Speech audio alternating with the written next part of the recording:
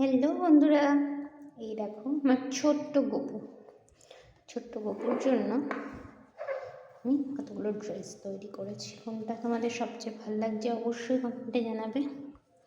এই দেখো, এটা একটা পঞ্চ, টুপি, এটা একটা রং, এটা আর একটা রং, এটা আর একটা রং। দেখো, এটার সাথে দুটো পমপম আছে পুচকু, এটার সাথে এরকম দুটো ফুল আছে, আর এটার সাথে দুখানা সুন্দর ফুল আছে। আর একটা আছে সেম প্রায় কালারটা, এটা গ্রিনের সাথে অরেঞ্জ কম্বিনেশন। এই চারটে ড্রেসের মধ্যে কোন ড্রেসটা তোমার সাথে সবচেয়ে ভালো লাগছে অবশ্যই জানাবে। আমার ছোট্ট গপুকে তোমাদের কেমন লেগেছে? একদমই ছোট্ট।